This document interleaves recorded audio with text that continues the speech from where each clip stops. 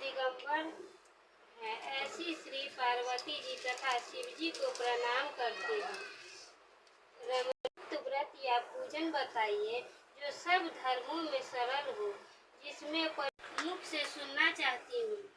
शिव जी कहते हैं कि भारतवर्ष में उत्तर की ओर एक बड़ा रमणीय और पर्वतों में पक्षी गण सर्वदा वसन मन से विचरते हैं। वहाँ पहुँचकर गंधर्व गाते हैं, अप्सराएं नाचती हैं। उस पर्वतराज के कितने ही शिखरे ऐसे हैं कि जिनमें स्फटिक रत्न और वैदुर्य मणि आदि की खानें भरी हैं। यह पर्वत ने कहा कि शरीर का त्याग न कर चलो, किसी ऐसे वन को चले जहाँ पिता को पता न लगे। ऐसी सलाह कर तुम वैसे वन में जा पहुँचे।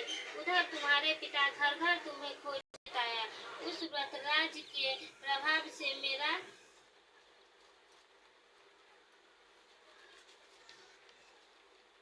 आसन डगमगा उठा, जिससे मैं तत्काल उस स्थान पर जा पहुंचा जहां पर तुम अपनी सखियों के साथ रहती थी। वहां पहुंचकर मैंने तुम्हें कहा कि मैं तुम पर प्रसन्न हुआ, बोलो क्या चाहती हो।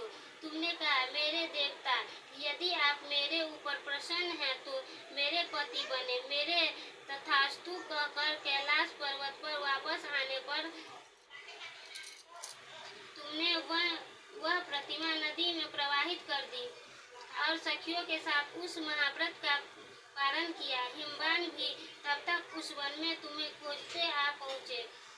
चारों दिशाओं में तुम्हारी खोज करते करते वे व्याकुल हो चुके थे, इसलिए तुम्हें आश्रम में के समीप पहुँचते ही गिर पड़े। थोड़ी देर बाद उन्होंने लगे। फिर पूछा, पुत्री, तुम सिंह बैग आदि क्यों आ पहुँची।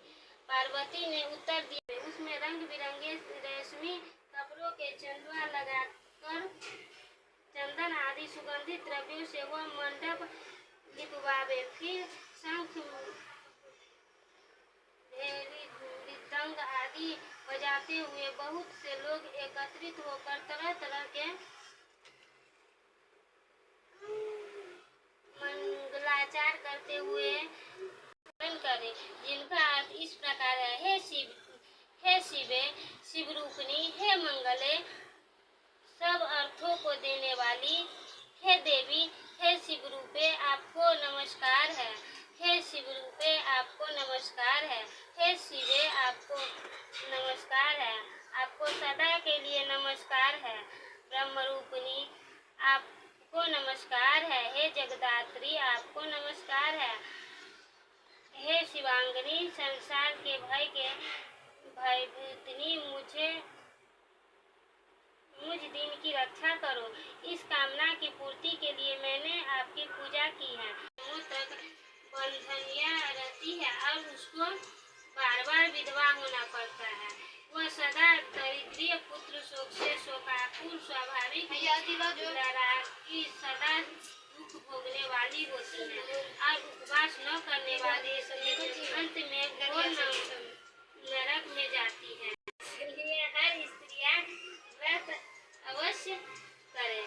दूसरे दिन सुवर्ण चांदी तांबा तथा बांस के पात्र में अन्न भरकर ब्राह्मण को दान दे और पारण करे। जो स्त्री इस प्रकार व्रत करती है वह मेरे समान पति पाती है और जब वह मरने लगती है तो तुम्हारे समान उसका रूप हो जाता है। उसे सब प्रकार के संसारिक भोग और सायुज्य भी मिल जाती है। इस हरितालिका की व्रत कथा मात्र सुन लेने से प्राणी को 1000 अश्वमेध और सैकड़ों वाजपेयी यज्ञ करने का फल प्राप्त होता है। देवी मैंने यह सब